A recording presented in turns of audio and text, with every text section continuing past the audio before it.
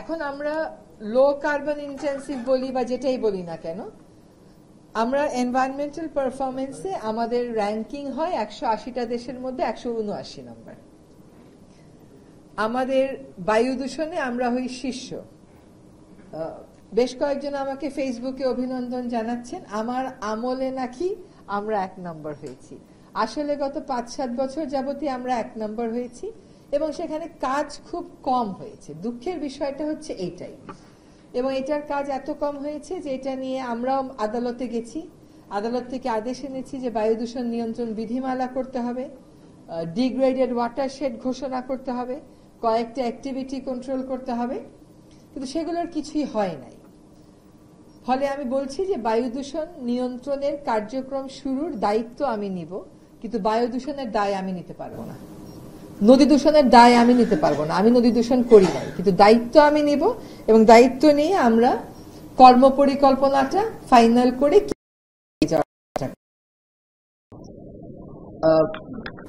এখন আমার পারফরমেন্স খারাপ, আমার বায়ু দূষণ খারাপ, আমি বলতে বাংলাদেশ বলছি, বায়ু দূষণের আমি 1 নম্বর হচ্ছি। বন উজাড়ে বৈশ্বিক হার হচ্ছে 1.3, আমার হচ্ছে 2.6, মানে গ্লোবাল যে গড় বন উজাড়ের তার থেকে দ্বিগুণে আছি আমি।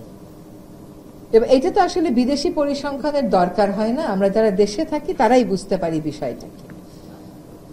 এখন যারই কোনো একটা উন্নয়ন প্রকল্প করতে লাগবে তারই জমি নাই তো কোথায় যাব? বন বিভাগকে বলো। আর বন বিভাগও অভ্যন্তরীণ দুর্বলতার কারণে নিজের অবস্থানটাকে এতই নিচে নামিয়েছে যে সে যে শক্ত করে দাঁড়িয়ে কথা বলবে সেই মেরুদণ্ড তার আর নেই। এখন যদি আপনি কৃষি জমির দিকে তাকান, দেখবেন কৃষি জমিতে বলা হচ্ছে যে যেইভাবে করে বাংলাদেশে কৃষি জমি উজাড় হচ্ছে, পরিবেশ অধিদপ্তর বলছে 2050 সাল, আর soil research and development institute বলছে 2070 সালের পরে বাংলাদেশে আর কৃষি জমি থাকবে না।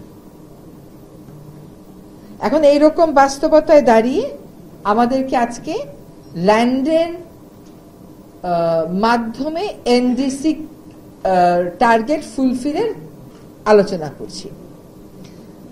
এটা অসম্ভব না যে জলাশয় ভরাট আমরা রোধ করি, কিন্তু জলাশয় ভরাটটাই তো আমাদের অভ্যাসে পরিণত হয়েছে, এবং জলাশয় ভরাট রোধ করতে আপনার যে পরিমাণ আইনি প্রশাসনিক কাঠামো দরকার আপনার তা নেই, সেটা আমি মানি। কিন্তু আমরা যদি জলাশয় ভরাটটাকে অভ্যাসে পরিণত করতে না দিতাম, প্রথম থেকেই আমরা আইনকে প্রয়োগ করতাম এবং প্রথম থেকেই আমরা জলাশয় ভরাটকে লিগালাইজ না করতাম, যখনই যার উন্নয়ন প্রকল্প লাগবে বন হচ্ছে পাবলিক প্রপার্টি, বনের থেকে নিয়ে নাও, এই মানসিকতা না দেখাতাম, তাহলে আজকে আমরা এই বিপর্যয়কার পরিস্থিতির মধ্যে পড়তাম না।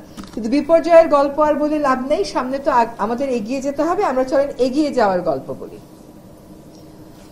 আমি দায়িত্ব গ্রহণের পরে একটা পত্রিকায় দেখলাম যে 7.5 লক্ষ একর নাকি বনভূমি উজাড় হয়ে গেছে।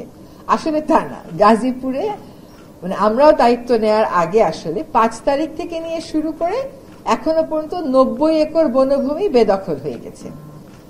এই 90 একর বেদখল বনভূমির মধ্যে আমরা ধরেন প্রায় 20 একর মতন উদ্ধার করেছি।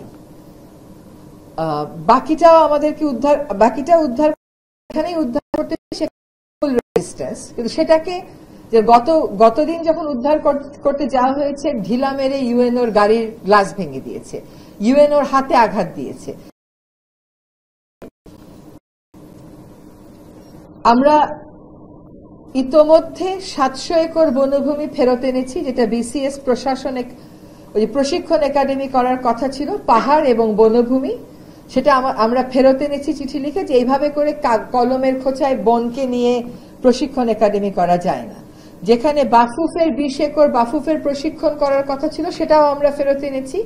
151 একর একজন সাবেক মুখ্য সচিবের ভাইয়ের নামে প্রতিষ্ঠান করার জন্য দেয়া হয়েছিল, সেটাও ফেরত আনার চূড়ান্ত পর্যায়ে আছে। এখন মধুপুর শালবন, যেটাতে আমরাই আইন আদালতের মাধ্যমে 44,000 কমতে 3,000 হয়েছে। এখন সেখানে কলা চাষ হচ্ছে, আনারস চাষটা আগেই হচ্ছিল, এটা কোনো এখনকার ফেনোমেনন না, এটা আগেই হচ্ছিল।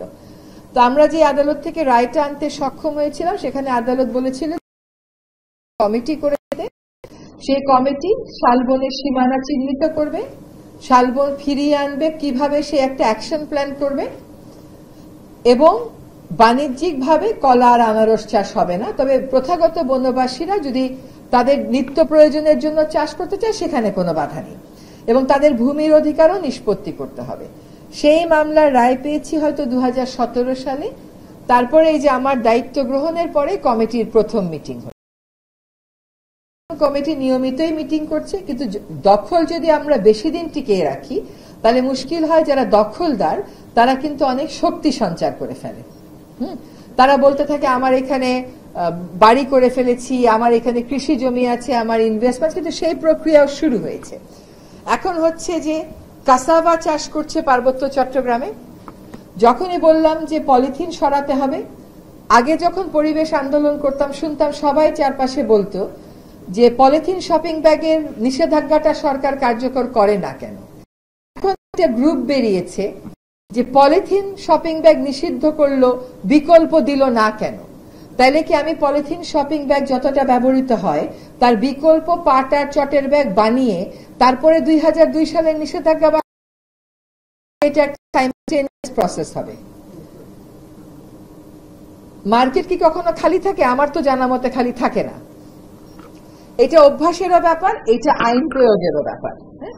তো আমরা নিষেধাজ্ঞাটা যখন বাস্তবায়ন করতে গেলাম তখন দেখলাম এই নিষেধাজ্ঞা বাস্তবায়ন হচ্ছে কেন, সেটাও একটা দুঃখের কথা। এতদিন শুনলাম নিষেধাজ্ঞা হচ্ছে না কেন, এখন নিষেধাজ্ঞা বাস্তবায়ন হচ্ছে কেন। একটা আইন যখন হয় এবং সেই আইন যখন এত বছরে চ্যালেঞ্জড হয় না, তার মানে আইনটার একটা জনস্বার্থমূলক দিক আছে, কাজে সেই আইনটা আমি বাস্তবায়ন করবার চেষ্টা করব। আমার জায়গা থেকে যতটুকু সম্ভব আমি করেছি। শপিং বন্ধ করে দেন, আপনাদেরকেও দোকানদার দিলে বলবেন যে আমরা নেব না। আপনারা তো খালি সরকার কেন বন্ধ করে না, সরকার কেন বিকল্প দেয় না এটা বললে হবে না। আপনিও আপনার ঘরের পুরনো শাড়িটা দিয়ে একটা ব্যাগ বানান, তাতে অসুবিধার কি আছে?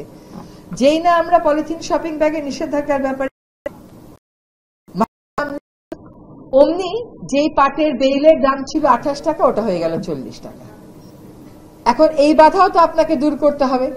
তো যাই হোক, এখন মোটামুটি একটা পর্যায়ে এসেছি, আমরা ঢাকা শহরকে দিয়ে কাজটা শুরু করছি, কারণ ঢাকাতে আমরা আমাদের ভুল ত্রুটিগুলো, শক্তিগুলো, সামর্থ্যগুলো বুঝে নিয়ে করব। কিন্তু আমরা ৬৪ জেলা প্রশাসকের সাথে সভা করেছি জুমে, তাদেরকে নির্দেশ দেওয়া হয়েছে এবং প্রত্যেক জায়গাতেই কিন্তু পলিথিন শপিং ব্যাগের বিরুদ্ধে মার্কেট যায় অভিযান চলছে। সোহান এসছে, ও জানে ওর জায়গায় করছে, আপনারা সবাই যার যার জায়গায় করেন। আপনি কাঁচা বাজারে পলিথিন দিলে নেবেন না, আপনি এসে ফেসবুকে একটা পোস্ট দিতে পারেন যে কাঁচা বাজারে গেছিলাম, আমাকে পলিথিন শপিং ব্যাগ দিচ্ছে। সেটা না দিয়ে যদি আপনি বলেন কাঁচা বাজারে গিয়েছিলাম, আমাকে পলিথিন শপিং ব্যাগ দিতে চেয়েছি, আমি সেটা না নিয়ে দোকানদারকে বলেছি যে আমি আমার চটের ব্যাগ নিয়ে এসেছি, আমি আমার কাপড়ের ব্যাগ নিয়েছি, তুমি এটাই দাও, তাহলে তো ওটা বিহেভিয়ারাল চেঞ্জে একটা ভূমিকা রাখবে। এই পলিথিনের গল্পটা এই জন্য বললাম যে এটাও ফসিল ফুয়েলের বাই প্রোডাক্ট, এবং আমার মাটি এবং পানি কিন্তু পলিথিনের বাইরে না।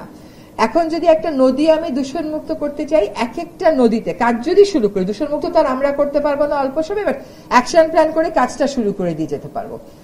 সেখানে দেখেন এক একটা নদীতে 3 থেকে 6 মিটার হচ্ছে আপনার পলিথিনের আস্তর। এগুলো তুলে আপনি কোথায় রাখবেন? তারপরে এগুলো কে রিসাইক্লিং করবে, কে এগুলোর দায়িত্ব নেবে? তারপরেও প্রতিদিন 1 কোটির উপরে পলিথিন শপিং ব্যাগ আমরা ব্যবহার করে যাব, এটা তো হইতে পারে না। আর বিকল্পের প্রশ্ন বাংলাদেশের মানুষ কেন করবে? আমার বাবাকে, আপনার বাবাকে আপনি কি নিয়ে বাজারে যেতে দেখেছেন? এটা খুবই ভালোভাবে অ্যাভেলেবল আছে, না অ্যাভেলেবল থাকার কোনোই কারণ নাই। যদি মনে করেন মাছের একটু রক্ত, মুরগির একটু রক্তে আপনার সমস্যা, আপনি আরেকটা এক্সট্রা চটের ব্যাগ নিয়ে যাবেন, আর আপনাকে তো রোজ এটা কিনতে হবে না। আপনার 2টা চটের ব্যাগ দিয়ে 6 মাস 1 বছর চালানো সম্ভব। এখন আমাদের দেখেন এখন কটার সময়, 4:45টার সময় কথা বলতেছি, এতগুলা বাতি জ্বালিয়ে, এতগুলা এসি চালিয়ে, শীতের দিন কিন্তু। তো আমরা যখন এনডিসির কথা বলবো না, আমরা একটু আগে গিয়েও যদি চিন্তা করি যে আমরা আমাদের এনার্জি কনজাম্পশন ব্যক্তি পর্যায়ে কমাই না কেন। এখন বিল্ডিং গুলো এমন ভাবে ডিজাইন করা হয়, যত ফলস সিলিং দিয়ে যত সুন্দর সুন্দর ফোকাস লাইট দেওয়া যায়, বিল্ডিং ততই সুন্দর। কিন্তু ফলস সিলিং ছাড়া সিলিং একটু উপরে করে বিল্ডিং করলে আপনার ওখানে এসি লাগবে না। ভেন্টিলেশন ব্যবস্থা ঠিক হলে আপনার ওখানে লাইট জ্বালাতে হবে না, এসি লাগবে না, আপনি ফ্যান দিয়েই চলতে পারবেন। বাংলাদেশে আগে গরম পড়েনি, এইবারের মতন 50 বছরের গরম ব্রেক করে দেওয়া গরম হয়তো পড়েনি, কিন্তু সবসময় গরম পড়েছে। আমরা বলি যে এই ফলটা পাকে এই মাসের গরমে, তাল পাকা গরম, এগুলো তো আমরা বলি সবসময়, কাজে গরম সবসময়ই ছিল।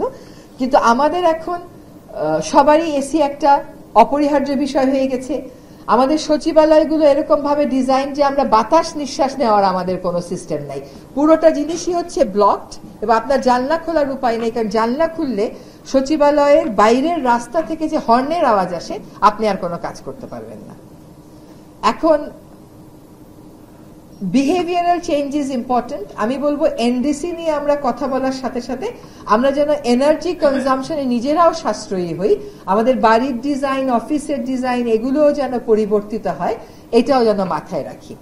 আমরা অবশ্যই ফরেস্টকে একটা সেক্টর হিসেবে দেখেছি। নতুন যে এনডিসি দেওয়া হবে, আমি আপনাদের এখানে বসে খোঁজ নিয়েছি এবং সেখানে আমাকে জানানো হয়েছে যে নতুন এনডিসিতে আমরা অবশ্যই ল্যান্ডকে ইনক্লুড করেছি, আমরা ওয়েটল্যান্ডকে ইনক্লুড করছি এবং আমরা ফরেস্টকে ইনক্লুড করব। প্রসেস কিরকম হবে? এবার যখন আমরা COP29-এ গেলাম, বাংলাদেশ সরকার তার পজিশন পেপার নিয়ে একেবারে ইয়াং অ্যাক্টিভিস্ট থেকে নিয়ে শুরু করে যারা ডক্টর আইনুন নিশাত পর্যন্ত সবার সাথে আলাপ আলোচনা করেছি এবং মতামত দেওয়ার সকলেই সুযোগ পেয়েছেন।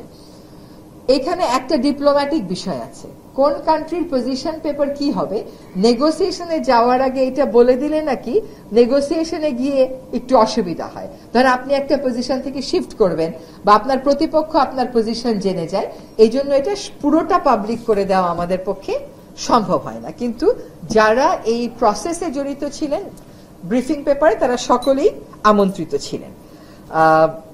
সো আই উড সাজেস্ট আজকে যেগুলো বলেছেন ল্যান্ড, ফরেস্ট, ওয়েটল্যান্ড এই সবগুলোই আমাদের বিবেচনায় আছে। বাংলাদেশ নতুন এনডিসি করার জন্য যে অর্থের প্রয়োজন সেই অর্থেরও বরাদ্দ চলে এসছে, কাজে কাজটা শুরু হবে। আমি অবশ্যই ডিপার্টমেন্ট অফ এনভায়রনমেন্টকে বলবো এই এনডিসি প্রণয়ন প্রক্রিয়ায় যত ইনক্লুসিভ হওয়া যায় তত ইনক্লুসিভ হতে এবং সেক্টরকে টার্গেট করার পাশাপাশি মানুষের কনজাম্পশন প্যাটার্নেও একটা প্রয়োজন আনার কথা বলতে এবং সেই সংক্রান্ত একটা ক্যাম্পেইন করতে।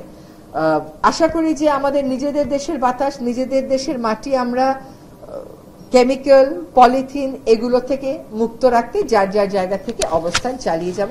আপনারা যারা এনডিসি প্রণয়ন প্রক্রিয়ায় যুক্ত হতে চান, ব্যক্তিগতভাবে আমাকেও অনেকে চেনেন, আপনারা সকলেই মিনিস্ট্রিতে বা ডিপার্টমেন্ট অফ এনভায়রনমেন্টে একটা আনুষ্ঠানিক পত্র দিয়ে রাখেন।